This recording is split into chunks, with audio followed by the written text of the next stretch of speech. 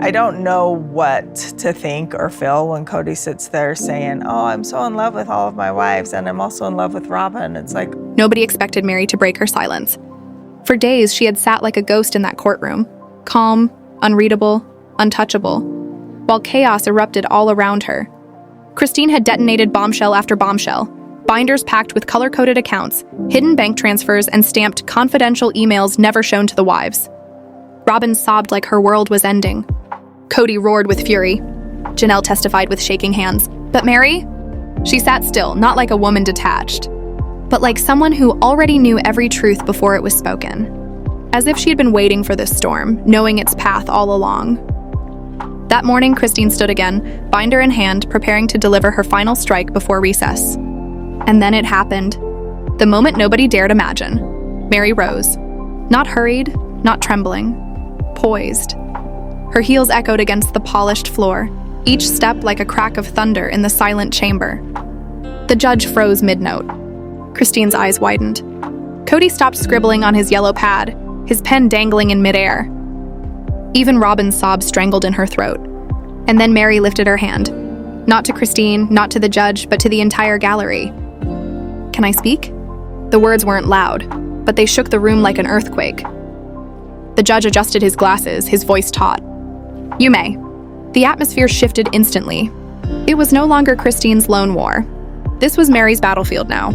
For years, she had been branded as the quiet one, the compliant one, the wife who stayed in the background.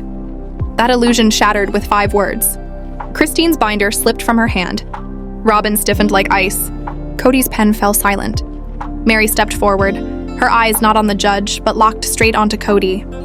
For 13 years, she began, her voice sharp as a blade, I told myself silence was strength. The words rang through the air with terrifying calm. Christine inhaled sharply because she realized instantly. Nothing about this was rehearsed. It was raw. It was truth. I thought silence made me faithful. That if I kept my mouth shut, I wouldn't be blamed for destroying the family. But I wasn't faithful. I was the first sacrifice. You pushed me to the edge and told me to smile while I fell. The room trembled. Robyn blinked furiously, torn between crying or denying. Janelle's grip tightened on the bench. The stenographer's fingers faltered. I was the lawful wife, the one you signed papers with, opened trusts with, took loans with, signed off on tax returns with. Yet I never saw where the money went. Her tone turned icy.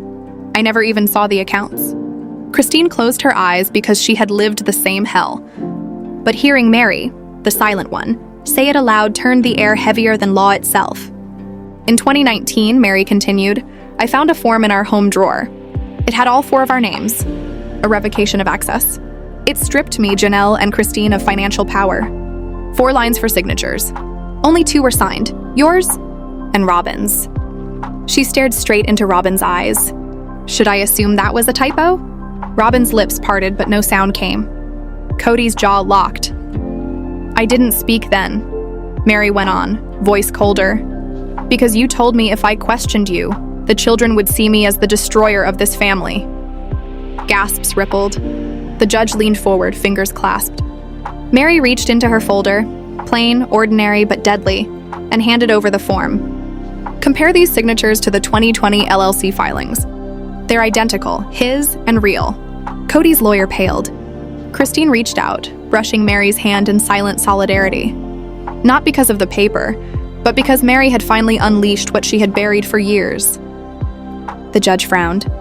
This form has no witness, no notary. His words were measured, but the implication was lethal.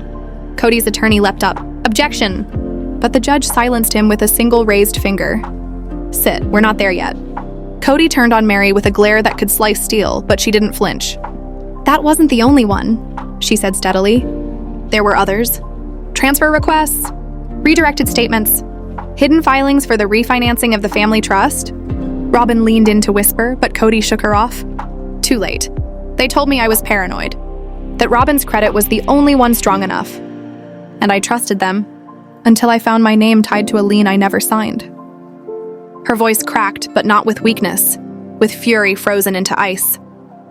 The courtroom erupted in whispers. Christine's mouth dropped. Janelle scowled. A lien?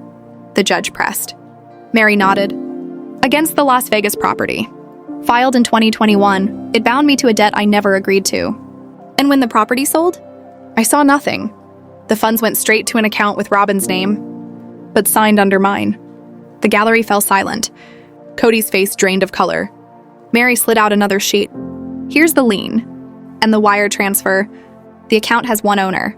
She turned to Robyn. The room shifted. Not in shock, but in recognition.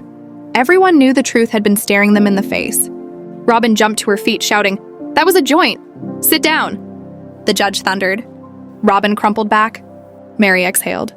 That was the moment I stopped being afraid. If they could bind me to debt, they never intended to give me a future. The judge studied the files, then looked at Meri. "Thank you, Mrs. Brown. We'll recess while this is examined." But no one moved. Not even the judge. Because in that instant, Meri Brown wasn't just speaking. She was detonating years of carefully buried lies. She was detonating years of carefully buried lies. The echo of the bailiff's footsteps lingered in the courtroom as he carried away the "do not file" document. The evidence Meri had revealed was no longer a whisper. It was stamped into the official record. The metadata spoke louder than any voice. Exported at 3:04 a.m. from a MacBook registered in Robyn's name. That single digital fingerprint didn't just poke holes in Kody and Robyn's defense. It demolished the entire facade. These weren't clerical errors. They were deliberate, planned, executed with precision while the rest of the family believed they were building a future together. Kody slumped in his chair, his shoulders collapsing under the weight of a decade's worth of lies. Robyn's tears had stopped, but not because her sorrow had ended. They had lost their usefulness. For the first time, even she seemed to recognize that crying wouldn't save her anymore. "You never thought I'd find it," Meri declared, stepping forward again, her voice cutting like glass. "You believed that once you had forced a spiritual divorce on me, once you'd made me feel invisible, I would stop paying attention. But I wasn't sulking. I wasn't sleeping. I was saving. Every contract, every unsigned page, every hidden transfer." The entire room held its breath. Even the judge leaned forward, elbows pressing into the bench. Meri's eyes locked onto Kody. "I asked you once, in faith, if you were preparing to leave everything to Robyn. Do you remember how you laughed at me? You mocked me, called me jealous, paranoid. You turned the other wives against me, made me the scapegoat for daring to question you. But I wasn't holding on too tight, Kody. I was the only one still holding on at all." Christine placed a trembling hand on Meri's arm. Janelle leaned toward the court reporter, whispering something about the metadata proving the document had been revised multiple times before export. Even Robyn finally raised her head, her voice trembling. "I didn't know what I was signing," she muttered. "That is a lie." Meri's voice cracked like a whip. The words slammed against the walls of the courtroom. For a moment, even the air seemed to freeze. The judge didn't stop her. Neither did the lawyers. Because everyone knew the truth. "You arranged the meetings with the accountant, Robyn. You're the one who told Christine not to worry about the tax returns. You orchestrated this. You thought we were too broken to fight back. Too shattered to notice." Meri's voice softened, but her words grew sharper. "I am not the loud one. I am not the rebel. But I was the one legally bound to every contract that hurt us. And I'm here to undo it, even if it means undoing the marriage that made it possible." The judge nodded slowly, his voice solemn. "Your statement is now entered into the record, Mrs. Brown. This court recognizes your testimony as material. And moving forward, your voice will be heard with full standing." Christine finally exhaled, as if she had been holding her breath for 3 weeks straight. For the first time, the woman once dismissed as a ghost had rewritten the trial. Meri Brown was no longer a footnote. She was the headline. The judge tried to steady himself, straightening his robe. But the case had already transformed. This wasn't about a collapsing family anymore. It was about fraud. It was about manipulated consent. It was about betrayal hidden under the guise of faith. "Witness testimony will resume after recess," the judge said, tapping the file. "Mrs. Brown, remain in readiness for recall." But before Meri could sit down, Christine rose again, her hands trembling. "Your Honor, I'd like to give my remaining time to Meri." The entire courtroom blinked. Even the judge faltered. "Are you sure? You've waited 3 weeks for this moment." "I am sure," Christine said firmly. "Because what she just revealed explains more about what happened to me than any binder I could ever hold in my hands." The judge hesitated. Then he turned to Meri. "Proceed." Kody's lawyer bolted up. "Objection." She isn't an expert witness. She is a legal signatory on every contract in question. The judge shot back, his voice hard. She is more than qualified. Sit down. Meri stood once more. But this time, her body carried the visible weight of every year she had been silenced. Each word she was about to speak peeled away layers of deceit, layer after suffocating layer. You think I didn't want to leave? She began, her voice low but resonant. You think I stayed because I was weak, because I didn't know any better? You're wrong. I stayed because I needed proof. I stayed to gather evidence while you thought my silence was consent. Her voice rose with fury. You thought I didn't notice the changes on the LLC, the switch from tenancy in common to tenancy in severalty, how liabilities clung to the wives while assets funneled into Robyn's name. You thought I was blind, but I saw everything. Meri reached into her folder and produced a paper. This is a 2017 statement. It shows Christine was billed for utilities on the Vegas house. But the reimbursement came from a business account controlled solely by Robyn. And that money? It didn't pay the bills. It paid the down payment on a Flagstaff property, 2 years before the move. Christine gasped. That was my money. Meri nodded solemnly. We all lost money, but I lost more than that. I lost my name. My signature was weaponized against me. Every page I signed, believing it was for the family, was used to shield one person. Robyn's face twisted. I just signed what he left on my desk.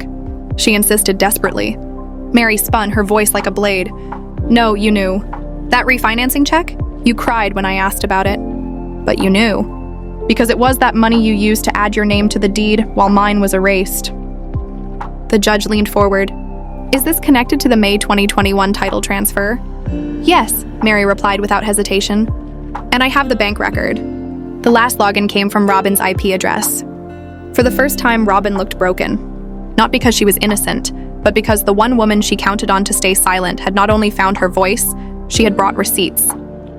The judge called for a 10-minute recess, but the gallery didn't move. They couldn't, because Meri's last words still echoed. I signed papers, and they signed me away. It wasn't just testimony anymore. It was an indictment of a system that cloaked fraud in the language of faith, a betrayal dressed as unity. And for the first time, the courtroom understood what it truly cost to be Meri Brown. When the judge returned, his tone was stripped of doubt. Mrs. Brown, he said gravely, this court will now review every document you've submitted in full discovery. Until then, you are prohibited from discussing this case publicly. Meri nodded once, but her eyes said otherwise. She had already spoken. And if pushed further, she would speak again, louder. Christine clutched her binder, her 3 weeks of work heavy in her lap. But everyone in that courtroom understood now. Christine didn't have the only archive. Meri had one too. And hers came armed with metadata, signatures, logins, and above all, receipts.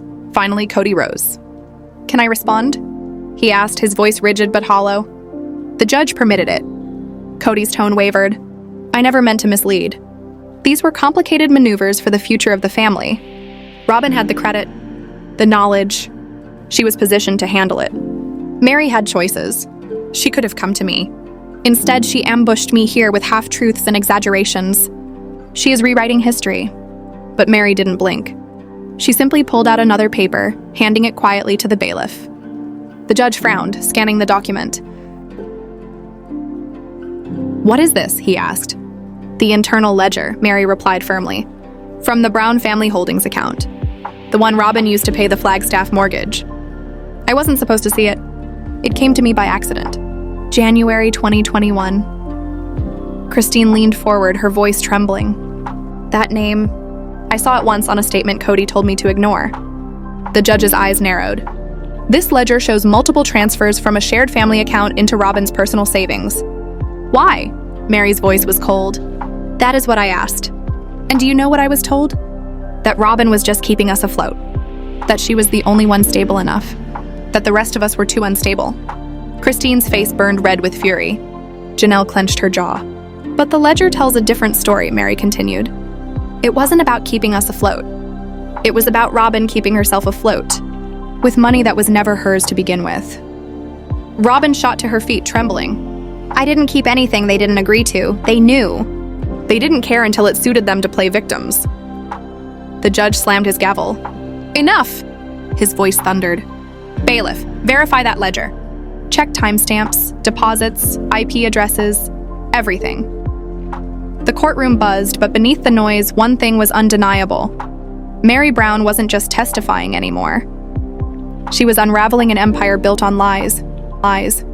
Check them against the 2021 family tax return. The judge's voice carried like a blade across the courtroom. His eyes shifted toward Meri once again, sharp and curious. Where did you obtain this? Meri did not smile, but the faint flicker in her eyes told the story. It wasn't luck. It was strategy. She pulled another folder from her stack, calm as a surgeon preparing instruments. This was retrieved by a forensic technician I hired last year. After I realized my name had quietly vanished from every deed, account, and contract, I stopped waiting for answers. I went searching for them. The silence that followed was heavier than gasps. This wasn't an emotional outburst. It was cold, clinical proof. And in that instant, every single person who had dismissed Meri Brown as fragile, weak, or naive understood the truth. She had not been silent because she was powerless. She had been silent because she was loading the gun. And now every word she fired was loaded with evidence that could not be denied. The drama of the trial shifted. No longer a war of he said, she said. No longer Christine's desperate battle against Kody's charisma and Robyn's tears. This was becoming something else entirely. A forensic, documented, provable financial conspiracy, staged under the mask of spiritual unity and plural love. While the clerk's room authenticated the documents, Meri didn't pause. There is one more thing I need to file, she said with devastating calm. The judge gestured her forward. She handed over a printout. This, Meri explained, is a recovered email thread between Kody, Robyn, and an Arizona tax attorney. I wasn't CC'd, but it was mistakenly sent to my old Gmail account, the one I used when we bought the first Las Vegas property. The judge flipped through the pages, his lips tightening as he read. In this exchange, Meri continued, Kody calls Christine, Janelle, and me non-equity participants. He writes that Robyn alone is legally eligible for asset protection designation, and that the rest of us, his wives, have consented to being pass-through figures, disposable names, legal shadows. Christine gasped. Janelle muttered, pass-through? Under her breath, her face dark with rage. Robyn shifted uncomfortably, her mask cracking. Kody's attorney jumped in, stammering, Your Honor, this was a draft, just a hypothetical planning email. But the judge raised his hand. It indicates intent. And if the intent was to strip 3 women of access to marital property while exploiting their names and credit, that is not hypothetical. That is actionable under law. The room turned glacial. Everyone knew what that meant. This wasn't about favoritism anymore. This was about systemic manipulation disguised as family. Meri's voice trembled now, not with fear, but with truth. I believed love was sacrifice. I thought my silence, my suffering, was an offering to keep the family alive. But what I didn't see was that they weren't protecting us. They were quietly erasing us, legally, financially, line by line. With Robyn at the center, the judge fixed his stare on Kody. Do you deny sending this email? Kody's lips moved, but no words came. Robyn turned her gaze to the floor. Enter this into the record, the judge ordered, handing the thread to the bailiff. Mark it for state fraud examination. For the first time in years, Meri's shoulders seemed to relax. Not in victory, but in release. The burden she had carried in silence was no longer invisible. Everyone could see it now. Kody couldn't drown it out with volume. He couldn't twist it into faith. He couldn't hide it behind Robyn's tears. The truth was standing tall, and it had Meri's voice. When she finally sat, every eye in the room shifted. No longer on Christine's binder. No longer on Robyn's theatrics.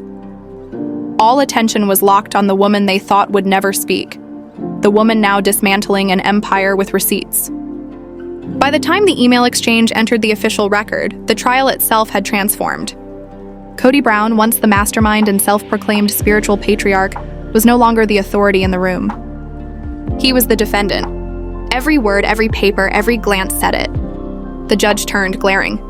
Do you still claim your wives all understood the legal agreements about Flagstaff and the family assets? Kody tried. He summoned that familiar smirk, the half-humble smile that had gotten him out of so many storms. But it faltered. I did what was best for the family, he drawled weakly. Christine snapped to her feet, shaking with restrained fury. Best for the family? You isolated us, one by one. You twisted each truth just enough to keep us blind. You guilt-tripped us, told us we'd break the family if we asked questions. Every time we got close to the money, you hid it behind God, behind priesthood. Behind Robyn, the gallery erupted in murmurs. Kody slammed his hand down. "Enough!" he barked, voice cracking. "You don't know the stress I carried as head of this family." Meri rose again, her voice sharp but low, slicing through the noise. "You carried stress because you were hiding secrets, not because you were protecting us. From the beginning, you weren't shielding the family. You were shielding yourself." Kody's face twisted with desperation. "You're angry, Meri. You've been angry since the catfish scandal. This is revenge." It was a cheap shot, a desperate deflection. But Meri didn't flinch. Her eyes narrowed. "You think this is revenge?" she asked, her voice steady as steel. "No, this is truth. Truth you never let me have without punishment." She picked up another document. "This," she declared, "is a notarized affidavit from our former tax advisor.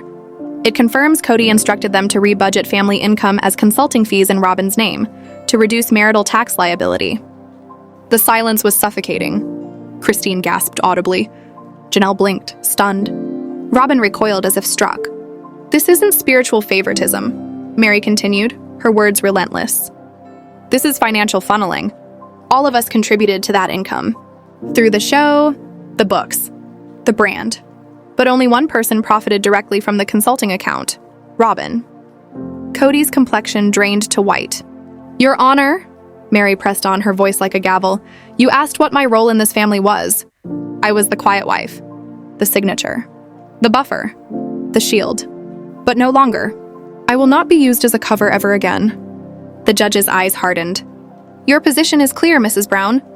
This court is ordering a full forensic audit of all Brown family accounts, including personal holdings linked to Brown Family Holdings and Robyn Brown LLC." And with those words, the trial crossed a line there was no coming back from. Crossed a line there was no coming back from. The courtroom trembled with murmurs, a tidal wave of whispers sweeping through every row. What had just happened was no ordinary revelation. It was a legal earthquake. For years, Meri Brown had been the quiet one, the overlooked one, the woman tucked away behind Kody's thunder and Robyn's tears. But in that moment, all of it flipped. The woman they once dismissed had risen higher than anyone else in that room, her once muted voice now the loudest proof in the entire trial. They had already seen Christine's binders. They had seen receipts, contracts, and notarized affidavits. They had witnessed hidden clauses pulled into the light. But nothing, not even Christine, could have prepared them for what Meri reached for next. "Track 3, she whispered to the bailiff, sliding over a small drive. The judge raised an eyebrow. Audio evidence had not been part of Christine's case. This was new. This wasn't from financial ledgers or buried contracts. This was from a phone Meri had hidden away since 2021, a recording she had kept locked, waiting for the day truth demanded it. "This is a conversation I recorded with Kody and Robyn," Meri explained, her voice steady. "I regret the method, but it was the only way to protect myself." The judge nodded. The bailiff connected the device. The speakers clicked, and suddenly Kody's voice filled the courtroom. Low, hurried, unmistakable. "We'll explain to the others it's just a holding account. They won't look at the tax details anyway. Christine doesn't even read her mail. Janelle won't press if we say it's for the kids' schooling." The room gasped. Then came Robyn's voice, softer but sharper. "What about Meri?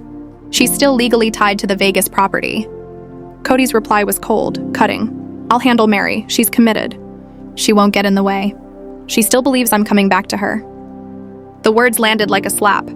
Christine covered her mouth in shock. Janelle groaned audibly. Robyn's face drained of color. Meri's eyes closed briefly, her voice shaking as she finally spoke. "I lasted so long because I hoped. I thought if I stayed quiet, if I didn't push him, one day he'd choose me again. But I see now I wasn't his wife. I was his policy." The recording continued, Robyn whispering, "What happens if Christine finds out?" Kody's answer? "Then we cover it up, refile, tell her the bank made an error. She'll cry, she'll let it go." The judge slammed his hand down. "That is sufficient." His voice was sharp. "This recording directly contradicts sworn testimony given in this court. It will be referred to the fraud unit." Kody shot to his feet, face burning. "This is illegal. She can't tape me without consent." The judge didn't even glance at him. "Take it up with your attorney during the ethics investigation. Sit down." Robyn's voice finally cracked. We were trying to save the family, the show, the brand. But Christine rose, binder clutched in her fist.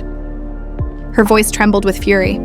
We weren't a brand, Robyn. We were people, wives, mothers. You sold our trust for a deed with one name on it. Kody tried to speak, but no one was listening. For the first time, the courtroom no longer belonged to him. It belonged to the women who had lived in his shadow. And Meri, calm, relentless, unyielding, had just nailed the coffin shut on the story Kody had spun for decades. The recording wasn't just evidence. It was annihilation. No editing tricks, no spin, no emotional performance. Just Kody's voice, scheming with Robyn, treating his wives like disposable signatures. The judge leaned forward, his tone shifting from cautious to severe. This is no longer about private disputes. This appears to be coordinated financial misrepresentation, coercion through withheld information, and abuse of legal authority disguised as spiritual leadership. Meri didn't blink. Christine nodded faintly. Janelle's arms folded tight across her chest. Robyn looked as though she might collapse. Kody for once sat still, sweat pooling at his temples. We will move to an official evidentiary hearing, the judge announced. A third-party forensic accountant will review every account, every transfer, with no ties to this family, the show, or any affiliated faith organization. Furthermore, the Arizona Attorney General's office will be notified. This extends beyond family law. This is fraud. The room gasped. Kody's attorney leapt up. Your Honor, my client requests mediation. Denied, the judge snapped. This court no longer trusts internal negotiation. Trust in this family has been weaponized, not respected. He turned back to Meri. Is there anything else the court should know? Meri inhaled deeply. Yes, one final thing. From her folder, she produced a sealed manila envelope. She handed it over. This is a letter I received from the legal department at TLC, sent only to Robyn, not to me. Not to Christine, not to Janelle. Kody's head whipped around. Christine froze. Janelle's eyes widened. It outlines a reorganization contract proposal, Meri explained. It granted Robyn an executive producer credit and retroactive financial bonuses. Bonuses tied directly to narrative control. The more we looked unstable, the more she profited. Robyn gasped, horrified. That is confidential. Not, the judge said flatly, when it reveals bias and financial partition. Meri's voice turned iron. Robyn wasn't just the legal wife. She was the executive gatekeeper. She was paid more when we were portrayed as broken, emotional, or ignorant. We weren't just written out of the marriage. We were written out of the business. The judge slammed his gavel. Effective immediately, this court is freezing all accounts associated with the Brown Family Holdings Trust and Robyn Brown Enterprises until a complete financial review is conducted. The gallery erupted. Robyn crumpled. Kody went pale. Christine closed her eyes, whispering a prayer of justice. But Meri sat still, composed, finished, unflinching. The judge had turned, not to Kody, not to Robyn, but to her. When court resumed after a short break, the atmosphere had shifted completely. Journalists outside typed furiously. Headlines were already flashing: fraud, frozen accounts, executive collusion. Inside, Robyn trembled like glass. Kody refused to look at Meri. Christine and Janelle sat shoulder to shoulder, bound now by vindication.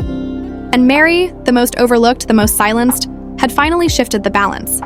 Do you have anything further to add before we adjourn? The judge asked. Meri rose slowly. Her voice carried steady, unwavering. I was the first wife. But the moment I became a placeholder instead of a partner, that title meant nothing. My name was used as armor for transactions I never even knew existed.